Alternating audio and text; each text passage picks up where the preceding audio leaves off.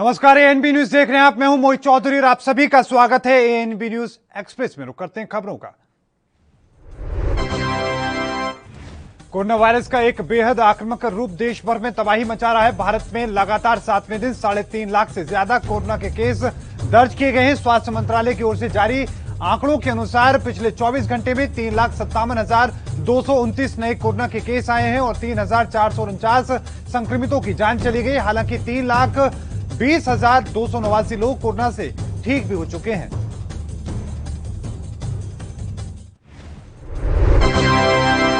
पश्चिम बंगाल में विधानसभा चुनाव के नतीजे घोषित होने के बाद से लगातार आगजनी, लूटपाट और बीजेपी कार्यकर्ताओं की हत्याओं की खबरें आ रही है। इस बीच प्रधानमंत्री नरेंद्र मोदी ने राज्यपाल जगदीप धनखड़ को फोन करके कानून की जो व्यवस्था है उसकी स्थिति को लेकर चिंता जाहिर की है। ये जानकारी राज्यपाल धनखड़ ने ट्वीट करते हुए दी है। राज्यपाल धनखड़ ने कहा कि प्रधानमंत्री मोदी ने फोन किया, उन्होंने बंगाल में कानून व्यवस्था की स्थिति पर अपनी गंभीर पीड़ा और चिंता व्यक्त की है।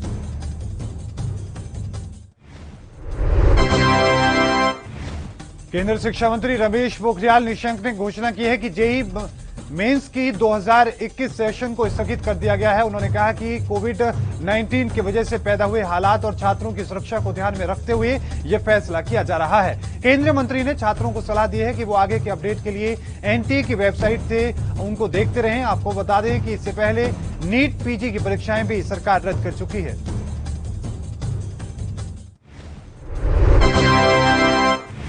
बिहार में कोरोना के बढ़ते प्रभाव के बीच राज्य सरकार ने पटना हाईकोर्ट में कोरोना मामले की सुनवाई के दौरान राज्य में लॉकडाउन लगाने के निर्णय की जानकारी दी। सरकार की तरफ से जस्टिस सीएस सिंह की खंडपीठ ने बताया कि राज्य में 5 मई से लेकर 15 मई तक लॉकडाउन लगाने का फैसला लिया गया है। हालांकि इस दौरान कोर्ट ने राज्य सरकार के कोरोना से निपटने में असफल होने पर गहरी नाराजगी जताई। कोर्ट ने कहा कि बार बार कोर्ट के आदेश के बाद भी स्थिति में सुधार नहीं हो पा रहा है। कोरोना संकट की गंभीरता को देखते हुए आईपीएल प्रशासन ने इस सीजन के सभी मैच सस्पेंड कर दिए हैं। दरअसल 4 अलग अलग आईपीएल टीमों के अभी तक कई खिलाड़ी कोरोना पॉजिटिव हो चुके हैं। दिल्ली के कैपिटल्स के अमित मिश्रा आज ही कोरोना संक्रमित पाए गए थे। इससे पहले सनराइजर्स हैदराबाद के रिद्धिमान साहा पॉजिटिव हुए थे। कोलकाता नाइट राइडर्स के खिलाड़ी पहले ही संक्रमित हो चुके हैं। अब बीसीसीआई के उपाध्यक्ष राजीव शुक्ला ने बताया कि आईपीएल को इस सत्र के लिए स्थगित किया जाता है। पूरा देश कोरोना महामारी की दूसरी लहर से बुरी तरीके से जूझ रहा है। वैक्सीनेशन को कोविड पर नियंत्रण के एक कारगर हथियार के रूप में देखा जा रहा है। इसलिए सरकार ने 18 साल से ज्यादा के सभी लोगों को टीका लगाए जाने का फैसला किया है। लेकिन वैक्सीन की कमी इसमें बड़ी बाधा बनती नजर आ रही है। वैक्सीन की कमी के कारण ओडिशा सरकार ने फैसला किया है कि वो टीकाकरण अभियान के दौरान कोविड वैक्सीन के दूसरे डोज का इंतजार कर रहे लोगों को प्राथमिकता देगी।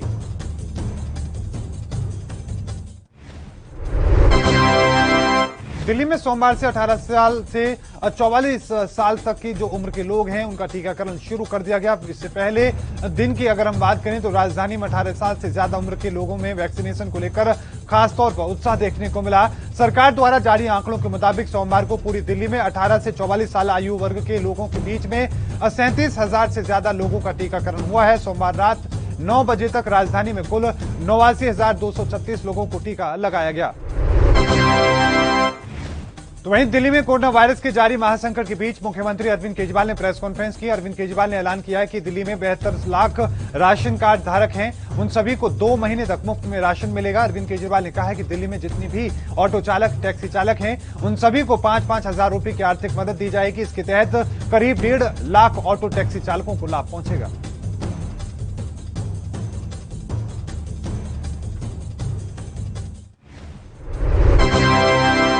बिहार में कोरोना के बढ़ते कहर को देखते हुए सरकार ने 15 मई तक लॉकडाउन लगाने का फैसला किया है। मुख्यमंत्री नीतीश कुमार ने लॉकडाउन का ऐलान करते हुए कहा कि कैबिनेट के प्रस्ताव पर हमने आज लॉकडाउन लगाने का फैसला लिया है और लॉकडाउन के विस्तृत गाइडलाइंस जारी करने का आदेश जारी कर दिया गया है। मुख्यमंत्री नीतीश कुमार ने ट्वीट करके कहा है कि फिलहाल 15 मई तक लॉकडाउन लागू करने का फैसला लिया गया है ताकि स्थिति को बेहतर किया जा सके।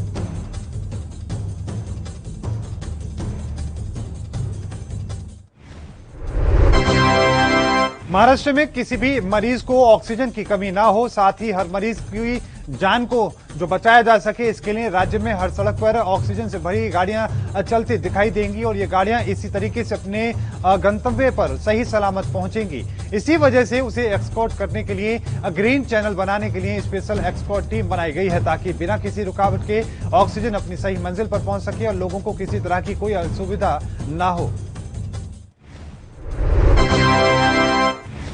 20 जनवरी से लेकर 28 अप्रैल 2021 के बीच महाराष्ट्र में के अलग अलग 4 अस्पतालों में आग लगने के कारण लगभग 40 लोगों की जान चली गई। हैरानी की बात यह है कि हर आग के पीछे की वजह शॉर्ट सर्किट बताई जाती है। महाराष्ट्र पुलिस ने अब यह तय किया है कि वो उन सारे अस्पताल वालों को संपर्क कर रहे हैं, उन्हें याद दिलाएंगे कि फायर ऑडिट कर लो, और ये सिर्फ एक बार नहीं बल्कि जब तक वो लोग फायर ऑडिट नहीं करा लेते हैं तब तक ये मैसेज जाएगा।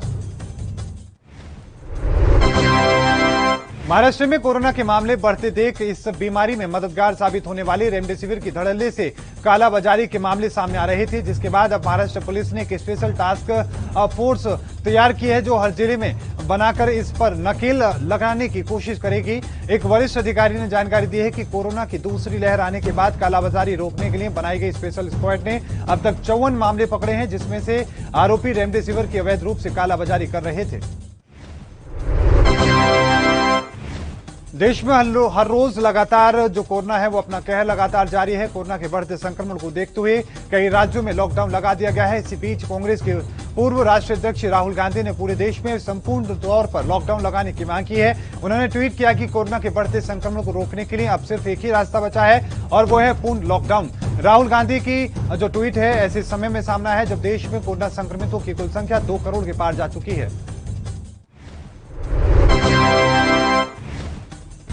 कांग्रेस महासचिव प्रियंका गांधी वाड्रा ने देश में बने कोरोना से हालातों को लेकर प्रधानमंत्री नरेंद्र मोदी पर कड़ा वार किया है। प्रियंका गांधी ने सेंट्रल विस्तारा प्रोजेक्ट पर बात करते हुए कहा कि करोड़ों रुपए खर्च कर पीएम मोदी के लिए नया घर बनाने के बजाय अगर ये पैसा मरीजों पर खर्च किया जाए तो ना जाने कितनी जानें बच जाएंगी। प्रियंका गांधी ने सेंट्रल विस्तारा को प्रधानमंत्री नरेंद्र मोदी का नया घर बताया है। उन्होंने सरकार पर निशाना साधते हुए इसे कोरोना में पैसा लगाने की बात कही है। कोरोना के कहर के बीच कांग्रेस नेता राहुल गांधी टीकाकरण, ऑक्सीजन की कमी और लोगों की बिगड़ती आर्थिक स्थिति को लेकर मोदी सरकार पर लगातार निशाना साध रहे हैं। राहुल गांधी ने एक बार फिर से सरकार से सेंट्रल विस्टारा प्रोजेक्ट पर ध्यान देने की बजाय टीकाकरण, ऑक्सीजन की कमी और आर्थिक सहायता देने की मांग की है। राहुल गांधी ने ट्वीट करते हुए कहा कि 13,450 करोड़ रुपए सेंट्रल विस्टारा के लिए हैं या फिर 45 करोड़ भारतीयों का पूरा तरीके से टीकाकरण पर है। कोरोना काल से लगातार सरकारी अस्पतालों का दौरा कर रहे जाप सुप्रीमो पप्पू यादव के खिलाफ गया में ANMMCH की तरफ से एफआईआर दर्ज कराई गई है। इधर एफआईआर दर्ज होने के बाद पप्पू यादव ने ट्वीट करके कहा कि एक कहावत के जरिए उन्होंने हमला किया है। उन्होंने कहा कि इस कोरोना काल में जिसे जो करना है करे, लेकिन उन्हें अपनी जान की परवाह नहीं है। पप्पू यादव ने ट्विटर पर लिखा कि गांव में एक कहावत है, अघौड़ी के डर लेक थूक से। कोरोना के कहर के बीच कई अस्पताल अब भी दिल्ली में ऑक्सीजन की कमी की शिकायत कर रहे हैं। इस बीच आज एक बार फिर से ऑक्सीजन की कमी के मसले पर दिल्ली हाईकोर्ट में सुनवाई हुई। इस दौरान अदालत ने केंद्र सरकार से कारण बताने को कहा है। दिल्ली को ऑक्सीजन की आपूर्ति पर आदेश की तालमेल नहीं कर पाने की वजह से खिलाफ अवमानना कार्रवाई क्यों नहीं की जाए, इसको लेकर हाईकोर्ट ने तीखी टिप्पणी करते हुए केंद्र सरकार से कहा कि आप शतरमुख की तरह रेत में अपना सिर छिपा सकते हैं, हम ऐसा नहीं करेंगे।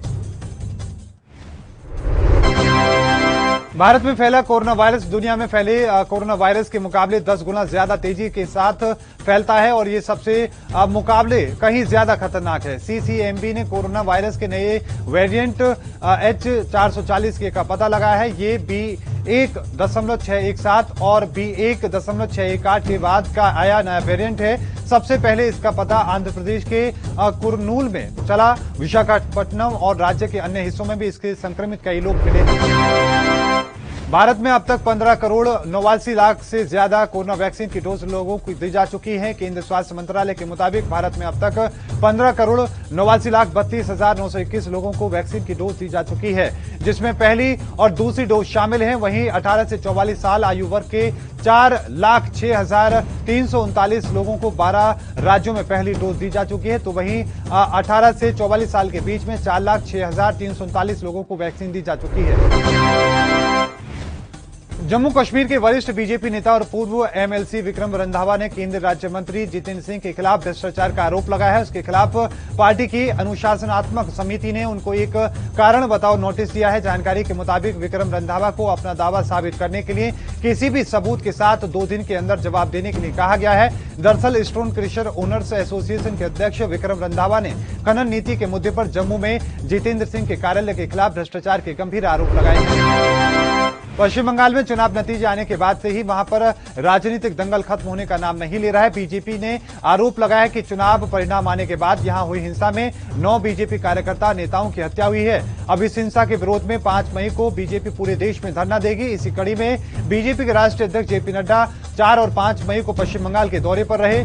इस दौरान जेपी नड्डा बीजेपी के उन कार्यकर्ताओं और उनके परिवारों से मुलाकात करने पहुंचे जिन्होंने चुनाव के बाद तृणमूल कांग्रेस के लोगों के निशाने पर बनाया।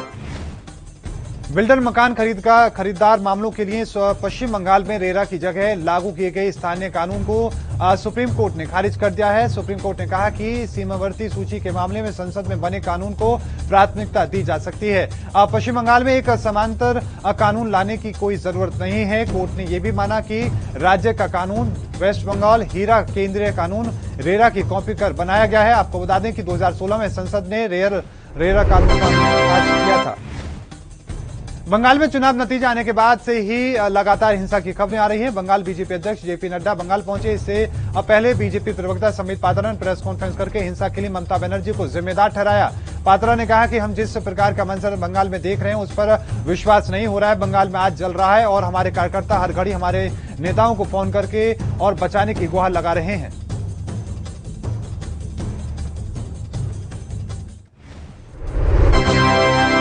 पश्चिम बंगाल में हिंसा और आगजनी में मारे गए बीजेपी कार्यकर्ताओं और समर्थकों के परिजनों से मुलाकात की और इस दौरान जेपी नड्डा ने टीएमसी और कांग्रेस पर जोरदार हमला किया। कोलकाता पहुंचे जेपी नड्डा ने चुनाव में शानदार जीत के साथ वापसी करने वाली राज्य की सत्ताधारी तृणमूल कांग्रेस पर जोरदार हमला किया। उन्होंने कहा कि आजाद भारत में चुनाव परिणाम के बाद उन्होंने पहले कभी ऐसी असहिष्णुता नहीं देखी। उन्होंने कहा कि इसका मुकाबला लोकतांत्रिक तरीके से किया जाएगा।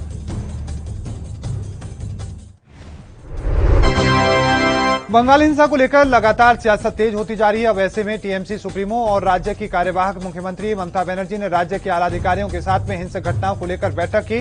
इस बैठक में मुख्य सचिव, गृह सचिव, डीजीपी और कोलकाता के पुलिस आयुक्त को बुलाया गया। आपको बता दें कि इस हिंसा के लिए बीजेपी ने टीएमसी पर लगातार आरोप लगाया है और साथ में यह भी कहा है कि उनके 11 कार्यकर्ताओं की जान चली गई है।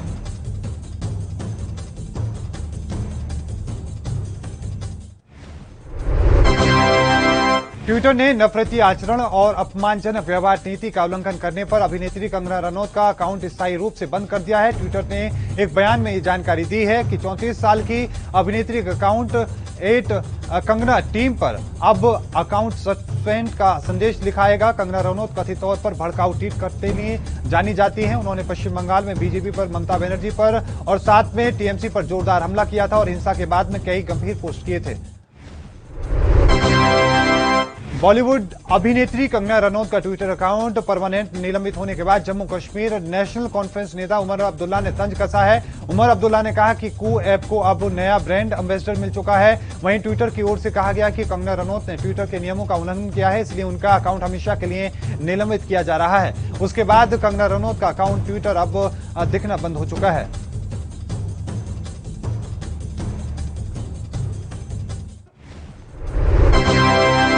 पश्चिम बंगाल में चुनाव परिणाम के बाद भड़की भारी हिंसा को लेकर आरोपियों के ऊपर कार्रवाई का दबाव लगातार बढ़ता जा रहा है। एक तरफ जहां केंद्रीय गृह मंत्रालय ने राज्य में हिंसा को लेकर रिपोर्ट तलब की है, तो वहीं दूसरी तरफ मंगलवार को सुप्रीम कोर्ट में याचिका दायर करके राज्य सरकार की तरफ से पूरे मामले में की गई कार्रवाई की रिपोर्ट देने की मांग की गई है। इस बीच राष्ट्रीय महिला आयोग ने इस पर स्वतः संज्ञान लेते हुए पूरे मामले की जांच की मांग की है।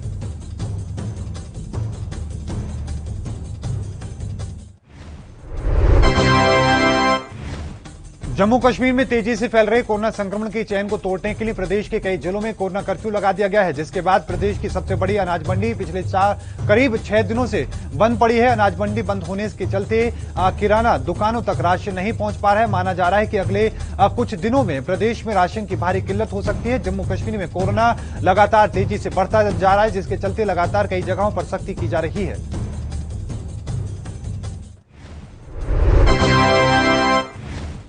गुजरात के सूरत में अग्निशमन विभाग ने शहर के 10 कोविड केयर सेंटर्स और अस्पतालों को अग्नि सुरक्षा मापदंडों का पालन न करने पर नोटिस जारी किया है। सूरत शहर में लगभग 100 निजी अस्पताल और कोविड केयर सेंटर्स मरीजों का इलाज कर रहे हैं। इन अस्पतालों और कोविड सेंटर्स में मरीजों को डॉक्टरों और पैरा मेडिकल स्टाफ की सुरक्षा को सुनिश्चित करने के मकसद से अग्निशमन विभाग ने सूरत के 8 नगर निगम जोन में 18 स्थानों का सर्वेक्षण भी किया।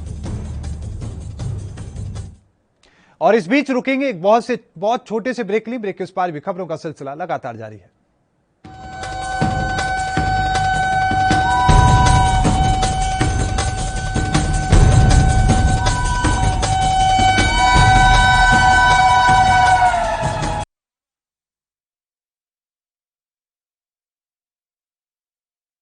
गुरु तेग बहादुर सिंह 1667 ਈਸਵੀ ਦੇ ਵਿੱਚ ਜਦੋਂ ਗੁਰੂ ਤੇਗ ਬਹਾਦਰ ਮਹਾਰਾਜ ਜੀ ਅਸਾਮ ਔਰ ਹੋਰ ਸਥਾਨਾਂ ਤੇ ਪ੍ਰਚਾਰ ਦੀ ਫੇਰੀ ਦੌਰਾਨ ਨਿਕਲੇ ਸਨ ਤਾਂ ਉਸ ਟਾਈਮ ਅਸਾਮ ਧੋਬੜੀ ਸਾਹਿਬ ਢਾਕਾ ਹੁੰਦੇ ਹੋਏ ਤੇਗ ਬਹਾਦਰ ਮਹਾਰਾਜ ਇਸ ਸਥਾਨ ਤੇ ਪਹੁੰਚੇ ਸਨ। ਉਹਨਾਂ ਨੂੰ ਪਤਾ ਲੱਗਾ ਕਿ ਇਸ ਸਥਾਨ ਤੇ ਗੁਰੂ ਨਾਨਕ ਸਾਹਿਬ ਜੀ ਆਏ ਸਨ ਤਾਂ ਸੰਗਤਾਂ ਦੇ ਕਹਿਣ ਤੇ ਗੁਰੂ ਤੇਗ ਬਹਾਦਰ ਮਹਾਰਾਜ ਜੀ ਨੇ ਵੀ ਇਸ ਸਥਾਨ ਤੇ ਆ ਕੇ ਨਿਵਾਸ ਕੀਤਾ ਸੀ ਔਰ ਸੰਗਤਾਂ ਨੂੰ ਗੁਰਬਾਣੀ ਦੇ ਨਾਲ ਜੋੜਿਆ ਸੀ। उस टाइम बीते सवेरे शाम दोनों टाइम कीर्तन हुंदा सी और अज तक इस गुरुद्वारा साहिब विखे सवेरे शाम दोनों टाइम कीर्तन हुंदा है।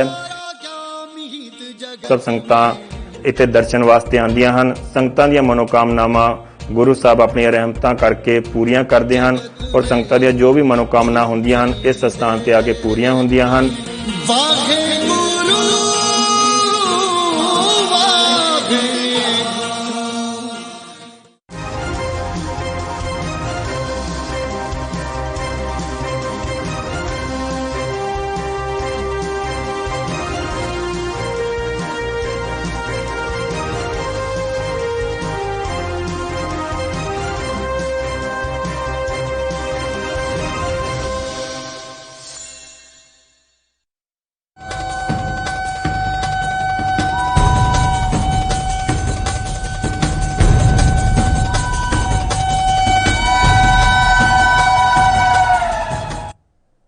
तो ब्रेक के बाद एक बार फिर से आप सभी का स्वागत है। रुक करते हैं बाकी खबरों का। उत्तर और मध्य भारत के कई राज्यों में बारिश होने के कारण दिल्ली में बढ़ते तापमान से राहत मिली। मौसम विभाग के अनुसार दिल्ली एनसीआर के कुछ हिस्सों में हल्की बारिश होने की संभावना है जिससे लोगों को गर्मी से निजात मिल सकती है।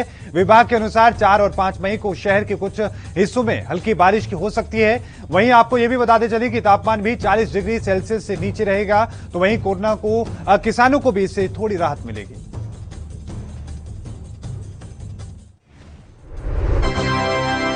दिल्ली सिख गुरुद्वारा मैनेजमेंट कमेटी की तरफ से दिल्ली के गुरुद्वारा रकाबगंज साहिब में 5 मई से 250 बेड का कोविड फैसिलिटी सेंटर शुरू किया जाएगा। इस सेंटर में 250 बेड लगाए गए हैं जिसमें ऑक्सीजन बेड है। साथ ही कोरोना से संक्रमित मरीजों का फ्री में इलाज किया जाएगा। सिख गुरुद्वारा मैनेजमेंट कमेटी के अध्यक्ष मनिंदर सिंह सिरसा ने जानकारी देते हुए बताया कि ये 250 बेड का कोविड सेंटर गुरु तेग बहादुर सिंह साहिब के नाम पर बनाया गया है। दिल्ली में कोरोना का कहर बरपा हुआ है और हर रोज आंकड़ा रिकॉर्ड बनते हुए नजर आ रहे हैं। तो वहीं अब दिल्ली बायोमेडिकल कचरे की भारी वृद्धि का भी सामना कर रहा है। दरअसल बायोटिक वेस्ट मैनेजमेंट के मुताबिक दिल्ली में पिछले साल 7.2 टन का कचरा हर रोज जमा हो रहा था जो अब करीब 12.5 से 13 टन तक जा पहुंचा है जिससे लगातार प्रशासन को परेशानियों का सामना करना पड़ रहा है। देश भर के अस्पतालों में ऑक्सीजन की कमी के चलते लोगों की जिंदगियां खत्म होने की खबरें लगातार आ रही हैं। अब कर्नाटक के येलाहंका में आरका हॉस्पिटल में ऑक्सीजन की कमी की वजह से 2 मरीजों की मौत हो गई। अस्पताल प्रशासन ने देर रात करीब 8 बजे ऑक्सीजन दिए जाने की मांग की थी। अस्पताल में टोटल 45 कोविड मरीज थे। अस्पताल प्रशासन ने 35 ऑक्सीजन सिलेंडर को रिफिलिंग के लिए भेजा था।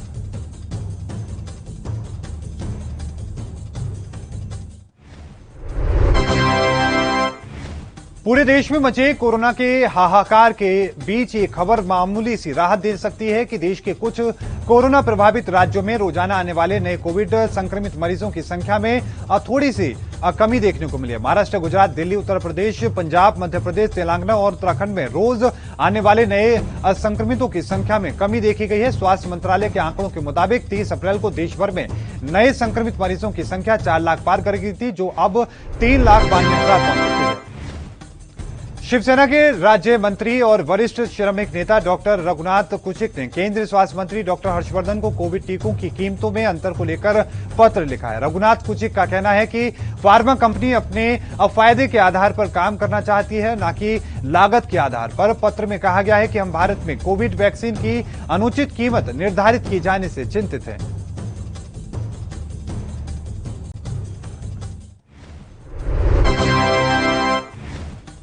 भारत में कोरोना संक्रमण की दूसरी लहर से हालात लगातार बेकाबू होते नजर आ रहे हैं। वहीं संक्रमण से ग्रस्त मरीजों के इलाज में कई जगहों पर ऑक्सीजन की कमी होने से मौत की खबरें भी सामने आ रही हैं। राज्यों को ऑक्सीजन की आपूर्ति के लिए ऑक्सीजन एक्सप्रेस ट्रेन की मदद ली जा रही है। देर रात ऑक्सीजन एक्सप्रेस ट्रेन ऑक्सीजन के 4 टैंक लेकर गुजरात के हापा से हरियाणा के गुरुग्राम पहुंची। आपको बता दें कि रविवार को दूसरी ऑक्सीजन एक्सप्रेस दिल्ली पहुंची थी। दिल्ली पुलिस ने कोविड-19 मरीजों के इलाज में काम आने वाली जब्त की गई रेमडेसिविर की 80 से ज्यादा शीशियां, अन्य दवाएं और चिकित्सा उपकरण अलग अलग अस्पतालों को दिए हैं। पुलिस ने सोमवार को बताया कि राष्ट्रीय राजधानी में अलग अलग छापों में दवाई, चिकित्सा उपकरणों को जब्त किया गया था। पुलिस की ओर से जारी किए गए बयान के अनुसार कई अस्पतालों में रेमडेसिविर की 86 शीशियां दी गई हैं।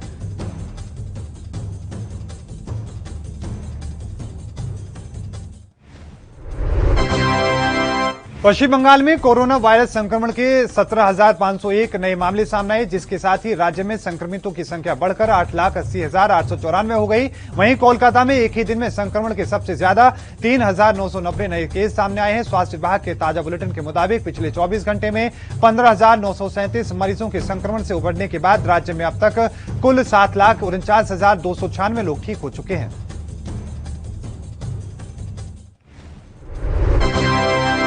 गुजरात के राममोल पुलिस ने रेमडेसिविर इंजेक्शन ब्लैक में बेचते हुए 4 लोगों को गिरफ्तार किया है। ये सभी आरोपी एक रेमडेसिविर इंजेक्शन 40,000 रुपए में बेचने की कोशिश में थे।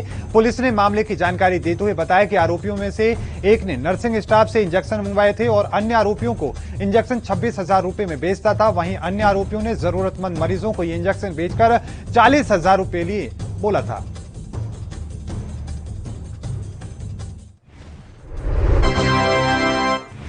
मध्य प्रदेश के मुख्यमंत्री शिवराज सिंह चौहान ने कहा कि प्रदेश में 18 से 44 साल आयु वर्ग के लोगों को उनका जो निःशुल्क टीकाकरण 5 मई से शुरू होगा। उन्होंने कहा कि टीकाकरण के लिए 5 करोड़ 29 लाख खुराक की ऑर्डर दे दी गई हैं। और चौहान ने यह भी कहा कि टीकाकरण के लिए खुराकों की जल्द से जल्द आपूर्ति के लिए आयात की संभावनाओं को भी खंगाला जा रहा है। उन्होंने कहा कि 45 साल से ज्यादा उम्र के लोगों का टीकाकरण ऐसे ही जारी रहेगा। तो वहीं उन्होंने कहा कि जल्द ही सभी का वैक्सीनेशन किया जाएगा। बिहार में सोमवार को की तुलना में मंगलवार को पॉजिटिव मरीजों की संख्या में बढ़ोतरी दिखी है। सोमवार को जहां 11,407 लोगों की रिपोर्ट पॉजिटिव आई थी, वहीं मंगलवार को 14,794 लोग संक्रमित पाए गए हैं। सोमवार को कम मरीज इसलिए भी मिले थे क्योंकि कुल 72,658 लोगों की जांच की गई थी, जबकि मंगलवार को कुल 94,891 लोगों की जांच की गई। इसलिए भी संक्रमितों का आंकड़ा बढ़ता हुआ नजर आ रहा है।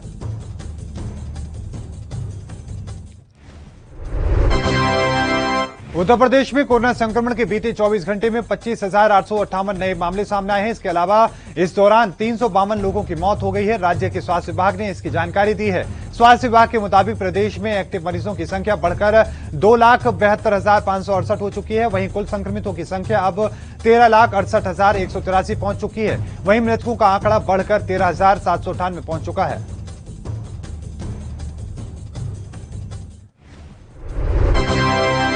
अमेरिका के शीर्ष स्वास्थ्य विशेषज्ञ डॉक्टर एंथनी फाउची ने कोविड-19 की दूसरी लहर से बुरी तरीके से प्रभावित हुए भारत में हालत को अत्यंत निराशाजनक करार दिया है और भारत सरकार को अस्थायी फील्ड अस्पताल तत्काल बनाने के लिए सैन्य बलों समेत सभी संसाधनों का इस्तेमाल करने की सलाह दी है। उन्होंने अन्य देशों से भी अपील की है कि वे भारत की मदद के लिए केवल सामग्री ही नहीं बल्कि अपने जो तमाम स्वास्थ्य कर्मी हैं वो भी मुहैया कराएं ताकि भारत इस मुश्किल समय से बाहर निकल सके। महाराष्ट्र में मुंबई के पूर्व पुलिस आयुक्त परमबीर सिंह मुश्किलों में लगातार घिरते नजर आ रहे हैं। क्रिकेट सटोरियो जो सोनू जालान और 2 अन्य लोगों ने मुंबई के पूर्व पुलिस आयुक्त परमबीर सिंह पर जबरन उगाही का आरोप लगाते हुए महाराष्ट्र पुलिस महानिदेशक को अलग अलग शिकायतें दी है। एक अधिकारी ने सोमवार को यह जानकारी दी है कि अधिकारी ने बताया कि उन लोगों ने मुख्यमंत्री उद्धव ठाकरे और राज्य के गृह मंत्री दिलीप वालसे पाटिल को भी शिकायत की कॉपी भेजी है। प्रधानमंत्री नरेंद्र मोदी ने कहा कि ब्रिटेन के पीएम बोरिस जॉनसन के साथ में सम्मेलन सार्थक रहा। उन्होंने कहा कि इस दौरान भारत यूके संबंधों को बढ़ाकर व्यापक सामरिक साझेदारी करने के लिए महत्वाकांक्षी रोड मैप 2032 अपनाया गया। प्रधानमंत्री मोदी ने आगे कहा कि हमने 2030 तक द्विपक्षीय व्यापार को दोगुने से ज्यादा करने के लक्ष्य के साथ एक व्यापक एफटीए के रोड मैप के रूप में एक उन्नत व्यापार साझेदारी के शुरू किए जाने का स्वागत किया है।